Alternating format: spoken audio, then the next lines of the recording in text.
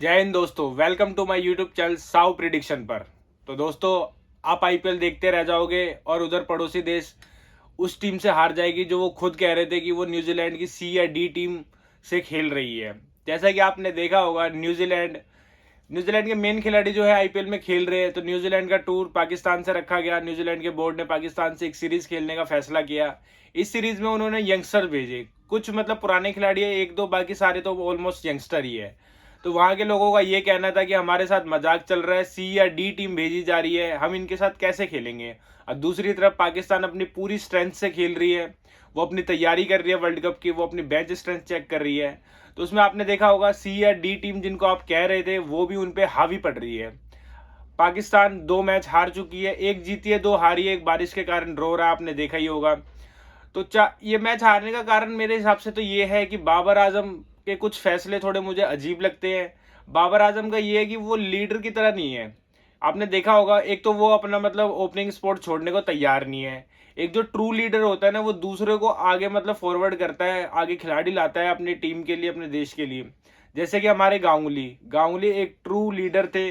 आपने देखा होगा, वो जब ओपनिंग करते थे सचिन के साथ, जब सहवाग आए तो उन्होंने अपने आप को नीचे कर दिया और सहवाग से ओपन करवाया। सहवाग जब स्टार्टिंग में आए थे मिडिल ऑर्डर या मिडिल लोअर डाउन ऑर्डर थे। तो ये एक मतलब लीडरशिप क्वालिटी होती है, जहां पर आप दूसरे को अपने से ऊपर रख के मौका दे रहे हो, आप अपने स्पोर्ट के लिए नहीं खेल रहे हो। आजकल के प्लेयरों में ये भावना कम नजर आती है कि आप दूसरों को मोटिवेट करो। उन्हीं का जो प्राइम बैट्समैन है, जो इकलौता हिटर है उनकी टीम में, मुझे ऐसा लगता है जो है फकर जमान, उसको नंबर 4 पे खिलाते हैं वो, जबकि वो ओपनिंग डिजर्व करता है। चलो उसकी ओपनिंग पे जगह नहीं बन रही है तो उसे वन डाउन खिलाओ। तो आपने देखा होगा रिजवान और बाबर आजम दोनों मतलब कॉम्प्रोमाइज करने को बिल्कुल भी तैयार नहीं है। उनके स्ट्राइक रेट पे उन्हीं के देश में काफी ज्यादा उन पे मतलब तंज किया जाता है कि उस स्ट्राइक रेट से नहीं खेलते जो होनी चाहिए। तो इस तरह की कुछ उनके हालात है जो टीम मतलब मैनेज नहीं कर पा रही है। एक तो वहां के लोग खुद ही डिसाइड कर लेते हैं कि उनकी बॉलिंग लाइनअप जो है वो बहुत लीथल है। मतलब खुद में ही अपनी फैंटेसी वर्ल्ड में वो लोग जी रहे हैं। अच्छा है तुम्हारे पास बॉलर अच्छे हैं, लेकिन इतना भी नहीं कि कोई उन्हें हिट नहीं कर सकता। तो वो खुद ही पहले वो कर लेते हैं कि हमारे पास आमिर है, हारिस रऊफ है, शाहीन शाह अफरीदी है। ठीक है, लेकिन आप उन्हीं बॉलिंग लाइनअप से अभी देखो, आप सी या डी टीम से भी हार रहे हो। तो उनकी मिस मैनेजमेंट आपको पता ही है, वहां कुछ भी स्टेबल नहीं है, कभी भी कुछ भी हो सकता है। उनका कैप्टन कभी भी हट जाता है, फिर एक सीरीज के लिए वो शाहीन शाह अफरीदी को कैप्टन बना देते हैं। एक सीरीज अच्छी नहीं रही तो उसको हटा के फिर से बाबर आजम को ले आते हैं। तो ये दिखाता है कि वहाँ कुछ भी स्टेबल नहीं है, वहाँ की मैनेजमेंट बस चल रही है कहने को। कोई भी मतलब वो नहीं। उस्मान खान आपको पता है यूएई से खेल रहे थे, पीएसएल का एक सीजन अच्छा गया, उसको ऑफर कर दिया, वो पाकिस्तान से फिर से खेलने आ गए। और अभी आपने देखा होगा 2 मैच में परफॉर्म नहीं किया। मुझे लग रहा है 1 या 2 सीरीजों से खिलाएंगे, अगर वो नहीं परफॉर्म करेगा तो यूएई से तो गया ही गया, वो पाकिस्तान से भी जाता बनेगा। तो कुछ इस तरह के उनके हालात है। पाकिस्तान अभी अच्छे नहीं खेल रही है, आपने देखा न्यूजीलैंड उन पे हावी हो रही है। तो चलो, ये तो पाकिस्तान और न्यूजीलैंड की बात है। अब बात करेंगे हम अपने आईपीएल के बारे में। आईपीएल का आपको पता ही है, कल आरसीबी और एसआरएच के बीच खेला गया था मैच, तो हम उसके रिव्यू के बारे में बात करेंगे, कल कैसे क्या घटा। तो बात करते हैं कल के मैच के बारे में, एसआरएच और आरसीबी के बीच में। जैसा कि आपको पता है, एसआरएच टॉप 4 में है और आरसीबी सबसे बॉटम में है। तो ये मैच एसआरएच के लिए तो इंपॉर्टेंट था ही, अपनी प्लेऑफ्स की दावेदारी को और मजबूत करने के लिए। और बैंगलोर का तो मुझे ऐसा लग रहा है कि अब लूज करने के लिए उनके पास कुछ है नहीं। अब जितनी ऊपर की टीमों को वो हराएगी, वो प्लेऑफ्स की दौड़ को उतना ही मतलब पजल कर देगी, उतना ही मशक्कत करना पड़ेगा ऊपर की टीम्स को प्लेऑफ्स की दौड़ के में बने रहने के लिए। तो आपने देखा कल आरसीबी ने टॉस जीता और एक ब्रेव डिसीजन था कल बैटिंग लेना, वो भी एसआरएच के सामने। आपको पता है कि एसआरएच ने मतलब अपनी एक इमेज बनाई है कि वो पहले बैटिंग करेगी तो 250 प्लस कर देगी और उसके कारण आप चेस करना बहुत मुश्किल हो जाता है। तो ये सोचते हुए, लेकिन आरसीबी की दूसरी तरफ बॉलिंग भी इतनी खास नहीं थी कि वो डिफेंड कर लेगी, फिर भी उन्होंने बैटिंग करी पहले, तो ये काफी ब्रेव डिसीजन था। जैसा कि आपको पता है, बैटिंग पे डुप्लेसी और कोहली आते हैं। कोहली ने शुरुआत में बहुत अच्छे शॉट्स लगाए, आक्रामक खेले, डुप्लेसी भी दूसरी एंड से तेज खेले। उन्होंने मेरे ख्याल से 4 ओवर के करीब में 50 रन के समथिंग बना लिए थे। तो एक अच्छी शुरुआत थी, तेज शुरुआत थी। जिस हिसाब से शुरुआत थी, मुझे लगा था आज भी 250 रन तो बन रहे हैं। फिर उसके बाद पिच एकदम से स्लो हो गई, आपने देखा होगा बॉल फंस के आ रही थी, स्लोअर वंस कटर वगैरह यूज होने चालू होगी बॉलर्स के द्वारा। डुप्लेसी आउट हुए, डुप्लेसी पावर प्ले में चलते बने। फिर विल जैक्स से उम्मीदें थी, विल जैक्स भी नहीं चले ज्यादा। तो कल मैच के हीरो थे, आपने देखा ही होगा, रजत पाटीदार। रजत पाटीदार, सीरीज अच्छी नहीं थी इंग्लैंड के साथ टेस्ट मैच वाली, काफ़ी डाउन मतलब फील कर रहे थे, फॉर्म साथ में नहीं थी। फिर आईपीएल में आए तो शुरू में भी अच्छा परफॉर्म नहीं कर रहे थे, बिल्कुल परफॉर्मेंस नहीं आ रही थी, रन्स तो हो ही नहीं रहे थे उनसे, फिर भी टीम ने भरोसा दिखाया, उन्हें साथ में खिलाते रहे। पिछले 3-4 मैच से आपने देखा होगा पाटीदार अच्छा खेल रहे हैं, शॉट्स अच्छे मार रहे हैं, छक्के मारना जानते हैं। कल मयंक मार्कंडे को उन्होंने 4 छक्के लगाए, पिक किया, गुगली पिक करी। एक बहुत ही अच्छी कला है गुगली को पिक करना भी, आपकी बैटिंग स्तर को दिखाता है कि आपके पास शॉट्स भी है और आप बॉलर को रीड करके खेल रहे हो, एवे तुक्के में नहीं मार रहे हो, मतलब लप्पा शॉट नहीं मार रहे हो। तो ये बहुत अच्छी बैटिंग थी कल, बहुत बढ़िया। उन्होंने टीम की जरूरत के हिसाब से काफी तेज 50 मारे, 19 बॉल में 50 रन मार देना, आप समझ सकते हो कि आप अपनी टीम के लिए कितने रन रेट को बूस्ट कर रहे हो, वो इनिंग आपकी टीम को कितना फायदा दे रही है। दूसरे एंड से कोहली, आपको पता है कोहली ने शुरुआत तेज करी थी, शुरुआत में 30 रन काफी तेज जोड़े, उसके बाद पता नहीं सडन क्या हुआ, उनके बैट पे बॉल आ ही नहीं रही थी। एक ही इनिंग में दोनों फेज आपने देख लिए एक बैट्समैन से। शुरुआत तो ऐसे करी जैसे कि आज लग रहा था कि कोहली आज फिर शतक मार देंगे, फिर एकदम से पता नहीं क्या हुआ, वो उनसे हिटिंग होना ही बंद हो गई। फिर बाद में स्लो डाउन हो गए, आपने देखा होगा उसका असर उनके स्ट्राइक रेट पे भी पड़ा। 118 की ही स्ट्राइक रेट रही है एंड में, 43 बॉल में 51 रन करे। तो अब बाद में उसी इनिंग में पता नहीं क्या हो गया, उनसे लगना ही बंद हो गए। फिर क्रिस ग्रीन, आपने देखा ही होगा कि कल फिनिशिंग टच में जो चाहिए था वो क्रिस ग्रीन ने दिया। एक एंड पकड़ के धीमा धीमा स्कोर कर रहे थे, रन कर रहे थे, बाउंड्री जब चाहिए थी मार रहे थे। फिर छोटी मोटी कैमियो, आपको पता है लोमरो और दिनेश कार्तिक वगैरह ने खेल दी, तो जिससे टीम का स्कोर 206 चला गया। इस 206 के स्कोर में हाईलाइट रहे रजत पाटीदार, जिन्होंने बहुत ही उम्दा इनिंग खेली, 19 बॉल में 50 करे। तो इस तेज रन के कारण टीम 200 तक पहुंची। अब बॉलिंग में आपने देखा ही होगा, जब 200 लगा लेते तो उतनी खास बॉलिंग रहती नहीं है बॉलिंग टीम्स की। क्यूमिंस ने कल काफी रन खर्चे। जयदेव उनादकट कल अपनी स्लोअर वन की वजह से विकेट भी ली और इकोनॉमी भी अच्छी थी, 3 विकेट लिए, 3 इंपॉर्टेंट विकेट थी वो, इस वजह से रन्स को थोड़े रोके। फिर नटराजन का आपने देखा होगा इस सीजन में एटलीस्ट विकेट तो ले रहे हैं, बॉलिंग भी अच्छी कर रहे हैं, सेकंड इनिंग में तो और अच्छी बॉलिंग करते हैं, कल भी उन्होंने 2 विकेट झटके हैं। तो पहली इनिंग में था ये हाल कि 206 रन बनाए थे, आरसीबी ने एसआरएच को चेज करना था, जिस तरह से वो खेलती आ रही है, जिस तरह से उन पर टैग चल रहा है इस टाइम, तो सबको ऐसा लग रहा था कि ये टीम आसानी से चेज कर लेगी अपने एग्रेसिव क्रिकेट को खेलते हुए। लेकिन मुझे पर्सनली ये देखना था कि जिस तरह वो पहली इनिंग में खेलते हैं, सेकंड इनिंग में क्या वैसे खेल पाएगी या नहीं।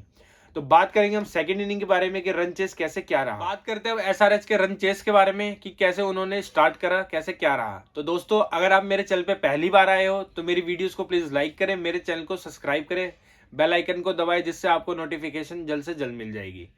तो दोस्तों, अब बात करते हैं एसआरएच के चेस के बारे में। एसआरएच, जैसे कि आपको पता है इस सीजन में किस तरह वो खेल रही है और किस तरह से उन्होंने अपना एक रुतबा बनाया है, फैन फॉलोइंग बनाई है इस सीजन में। तो उस हिसाब से देखते हुए चेस करने उतरे अभिषेक शर्मा और ट्रेविस हेड।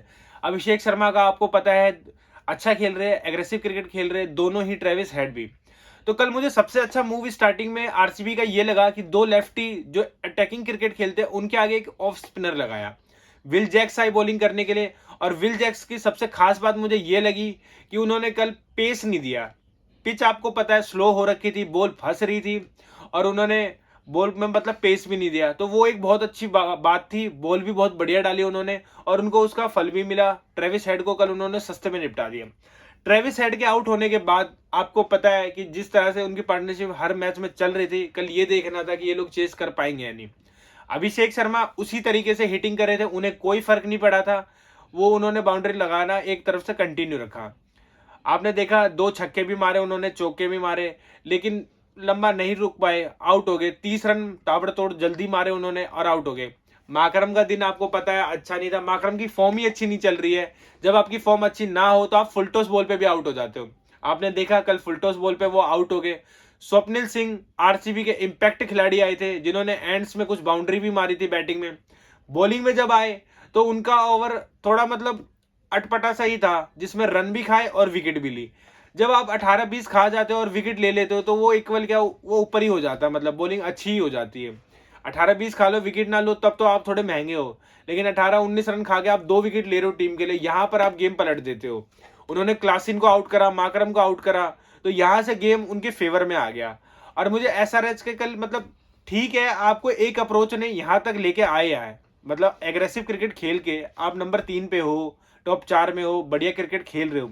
लेकिन कुछ समझदारी की भी जरूरत थी मेरे हिसाब से। मैं क्रिटिसाइज नहीं कर रहा उनके खेलने के वे को, ठीक है 1-2 बार आप फ्लॉप हो गए, मानता हूं मैं। आप जब हर बार एक चीज आपको रिजल्ट दे रही है तो एक दो बार नाकामी भी आएगी, लेकिन समझदारी आप थोड़ी सी बस ये दिखा सकते थे कि जब एक एंड से विकेट गिर रही थी तो आपको बस वहां पर एक इनिंग बिल्ड करने के लिए पार्टनरशिप की जरूरत थी।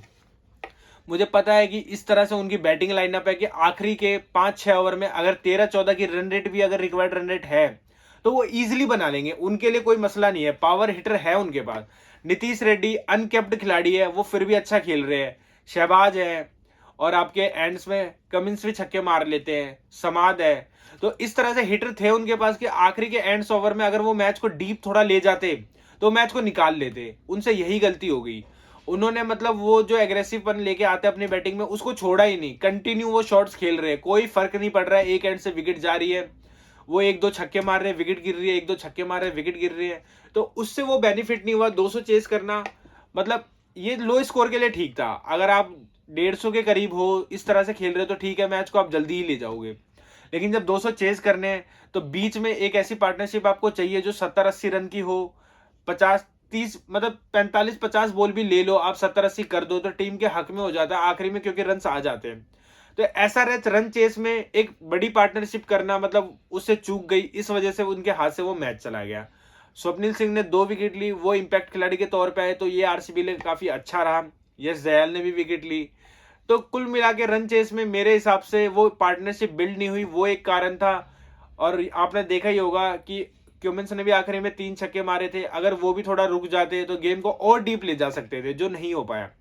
शहबाज का दिन अच्छा नहीं रहा, वो बॉल रन नहीं खेल पाए, एक एंड से विकेट गिर रही थी, उन्होंने थोड़ा कोशिश भी करा एक एंड पे रुकने को, लेकिन तब तक मैच जा चुका था। तो ये था कल का मैच का रिव्यू दोस्तों, जिसमें आरसीबी कल जीत गया है। एक अच्छी बात है, आरसीबी चलो मैच एटलीस्ट जीता तो सही। और अब अगला मैच आपको पता है केकेआर का है, केकेआर का अगला मैच जो कि खेला जाएगा केकेआर के ग्राउंड में ही।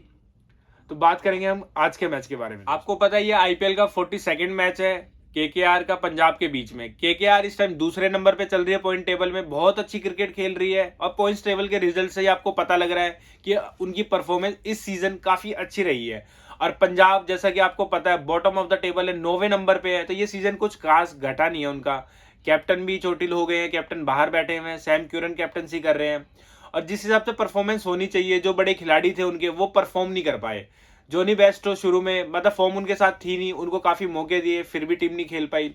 लिविंगस्टन अच्छा नहीं खेल पाए, तो ये कुछ दिक्कतें रही। रबाडा जिस तरह से मतलब अच्छे बॉलर है, विकेट्स नहीं ले पाए, विकेट्स कॉलम में विकेट कम है, तो ये थोड़ी उनके साथ दिक्कत रही है इस सीजन में। दूसरी तरफ केकेआर के कुछ स्टार खिलाड़ी, जैसे कि आपने देखा होगा केकेआर सुनील नारायण काफी अच्छी परफॉर्मेंस करी उन्होंने, रसल भी अच्छी, मतलब बैटिंग नहीं तो बॉलिंग में विकेट ले लेते हैं, एक तरफ से कुछ ना कुछ काम कर देते हैं टीम के लिए, जो फायदेमंद साबित हो जाता है। फिर सबसे अच्छी बात है आपके अनकैप्ड खिलाड़ी में कुछ अच्छे परफॉर्मेंसेज आ रही है, जैसे कि हर्षित राणा हो गए, रघुवंशी हो गए। रघुवंशी ने एक मैच में अच्छी इनिंग खेली, उनके पास है टैलेंट, टीम भरोसा कर रही है और उन्हें खिला रही है। और फिर सबसे बढ़िया बात फिल सॉल्ट को आपको पता है अनसोल्ड गए थे, जेसन रॉय हटे, नाम वापस लिया, उसके बाद फिल सॉल्ट को इन्होंने पिक किया। बहुत अच्छा डिसीजन था और टीम के फेवर में भी ये डिसीजन आया। आपने देखा फिल सॉल्ट बहुत अच्छी बैटिंग कर रहे हैं, स्कोर कर रहे हैं, ताबड़तोड़ खेलते हैं। पिछले मैच में जब सुनील नारायण की कमी को पकड़ लिया था सामने वाली टीम ने, सिर्फ बॉडी लाइन पे बॉल कर रही थी, पैर को पकड़ लिया था, रन्स नहीं हो रहे थे, तो फिल सॉल्ट ने चार्ज कर दिया। उन्होंने 13 बॉल में मेरे ख्याल से 40-48 रन मार दिए, जो कि ये दर्शाता है कि आप सिंगल प्लेयर पे डिपेंड नहीं हो। दूसरे वाले प्लेयर को भी पता है कि अगर दूसरी टीम किसी प्लेयर को पिक कर रही है, मान लो उन्हें हिटिंग नहीं करने दे रही है, तो वो फिर रिस्पॉन्सिबिलिटी आप अपने ऊपर ले रहे हो, तो ये टीम के लिए खेल रहे हो आप, ये बहुत अच्छी बात है। केकेआर का वो रिजल्ट भी शो हो रहा है। तो अब बात करेंगे हम अपनी फैंटेसी टीम के बारे में कि आज की फैंटेसी टीम में हमारे कौन से 11 खिलाड़ी रहेंगे। तो जैसे कि आप स्क्रीन पे देख सकते हो, ऑप्शन है मेरे पास विकेट कीपर सेक्शन से काफी सारे। तो इस ऑप्शन में से मैं फिल सॉल्ट को अपनी टीम में लेता हूँ। फिल सॉल्ट का सीजन अभी तक बहुत अच्छा जा रहा है, अच्छी बैटिंग कर रहे हैं, ओपनिंग आते हैं और अटैकिंग क्रिकेट खेलते हैं। फिर बैटिंग सेक्शन में एक बार देख लेते हो तो धवन इस टाइम अनअवेलेबल थे, आज का मैच खेलेंगे नहीं, ये मेरे को कंफर्म नहीं है। अय्यर को मैं अपनी टीम में रखता हूं। अय्यर आपने देखा ही होगा काफी अच्छी क्रिकेट खेल रहे हैं, जब मौका मिलता है 50 कर देते हैं, छोटी छोटी इनिंग खेलते ही रहते हैं। तो अय्यर है हमारी टीम में। अय्यर के बाद शशांक सिंह को मैं अपनी टीम में रखता हूँ। शशांक सिंह नो डाउट इस तरह से उन्होंने परफॉर्मेंस करी है कि लोगों के नजरों में बस चुके हैं, मतलब उनको भूलना इतना आसान नहीं है, जिस तरह से उन्होंने 2-3 इनिंग खेली है बहुत अच्छे खिलाड़ी है, अपने ऊपर और वर्क करेंगे तो और निखर के आएगी उनकी गेम। फिनिशिंग उन्होंने दिखाया ही। अब 1-2 इनिंग की ऐसी जरूरत है जहां पर टीम को बहुत ज्यादा जरूरत हो, विकेट पे रोक के खेल दे, तो एक कंप्लीट खिलाड़ी का पैकेज उनमें नजर आएगा।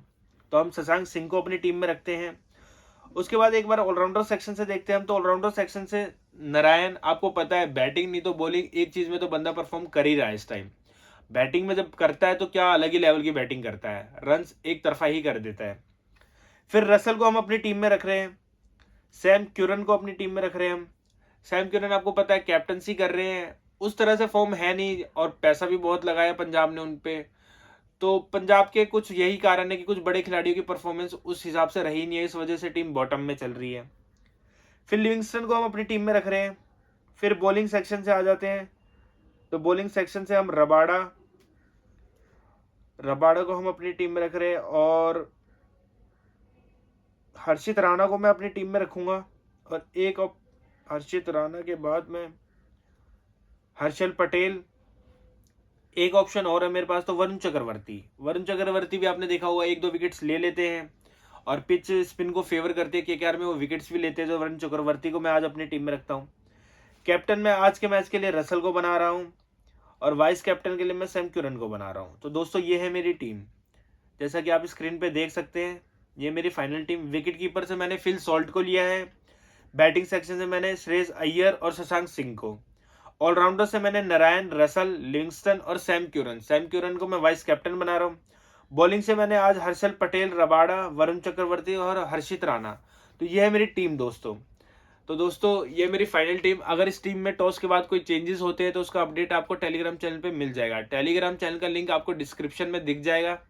तो दोस्तों ये है आज की वीडियो। अगर आपको ये वीडियो अच्छी लगी हो तो प्लीज लाइक करें इस वीडियो को। आप चैनल पे पहली बार आए हैं तो प्लीज सब्सक्राइब करिएगा मेरे चैनल को। Thanks for watching guys.